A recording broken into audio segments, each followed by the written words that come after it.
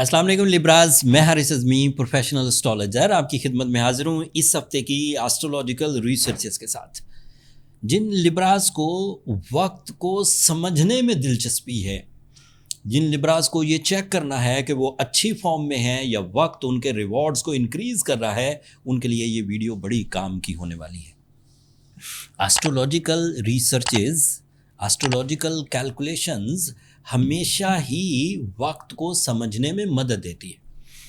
कुछ छोटी छोटी चीज़ें तो आप खुद ही समझ जाते हैं, उसके लिए एस्ट्रोलॉजर की ज़रूरत नहीं होती। जैसे एक प्लैनेट मशरक़ में ज़रा सा सुबह के वक्त तुलू होता है, आपने उस टाइम बिहेवियर का नाम सुबह रखा हुआ है, वो एस्ट्रोलॉजर्स ने नहीं रखा, वो आप खुद जानते हैं कि सुबह तुलू हो चुकी। एंड फिर सुबह का बिहेवियर भी आपको पता है कि क्या होगा, कैसे होगा, मैं क्या कर सकता हूँ, उस टाइम पर क्या काम किए जा सकते हैं, ये आपको खुद पता है। फिर वही प्लैनेट दोपहर में 90 डिग्री पर आ जाता है, आपने उस टाइम का नाम अपनी ज़ुबान में दोपहर रखा हुआ है, नून या आफ्टरनून। एंड उसमें आपने क्या काम करने हैं, आप क्या काम कर सकते हैं, उस वक्त कौन से काम मौजू हैं, आपने खुद ही डिसाइड कर रखा है, एस्ट्रोलॉजर्स ने नहीं बताया। फिर उसका एक बिहेवियर है शाम का वक़्त जब वो गुरूब होने लगता है, उस बिहेवियर या उस फेज़ ऑफ टाइम को आप अपनी ज़ुबान में शाम कहते हैं, इवनिंग। एंड उस वक़्त क्या काम है, क्या खाना है, क्या पीना है, क्या प्लान करना है, कहाँ जाना है, सब आपको पता है। एंड फिर उसका आखिरी पड़ाव रात है, अंधेरा कर देना, एंड उसका भी आपको पता है। एंड उसके लिए आपने अपने घरों में, स्ट्रीट्स में, बाज़ारों में लाइट्स जला रखी। आपको खुद पता है कि एक प्लैनेट ग्रूप हो जाएगा, अंधेरे छा जाएंगे, हम मंजिलों पर नहीं पहुंच सकेंगे, एंड उसके तदारुक कर रखे। So these are all time behaviours. लेकिन ये जर्नल हैं, इन्हें आप ऑब्जर्व कर सकते थे। लेकिन कुछ ऐसी चीज़ें हैं जिसे ज़रा प्रोफेशनली पढ़ना होता है, प्रोफेशनली समझना होता है।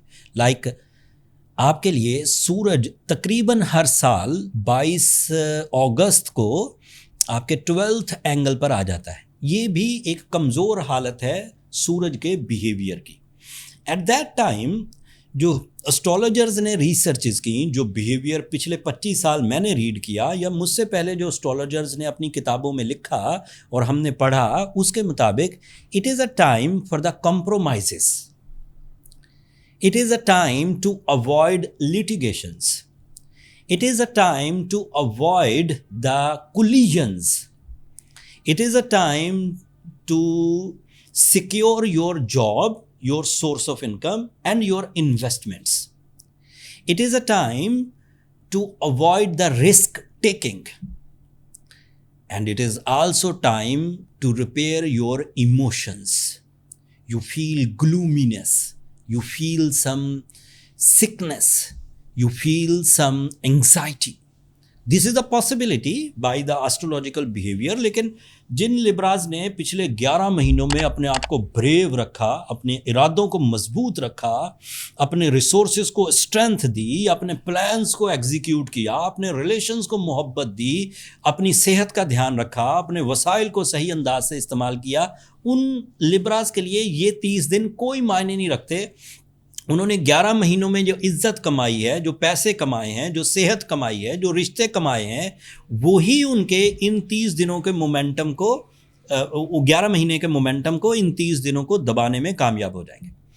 लेकिन ऐसे लिब्राज जिन्होंने पिछले 11 महीने भी ना इज्जत बना सके, ना सेहत बना सके, ना रिश्ते बना सके, ना पैसे बना सके, उनके लिए फिर ये 30 दिन थोड़ी चुभन प्रोड्यूस करेंगे। एंड आप फील खुद कर जाएंगे। मैंने तो सिर्फ तवज्जो दिलाई है क्योंकि मैं इन प्लानिटरी इवेंट्स पर नज़र रखता हूँ, बीइंग एस्ट्रोलॉजर, ये मेरा पेशा है।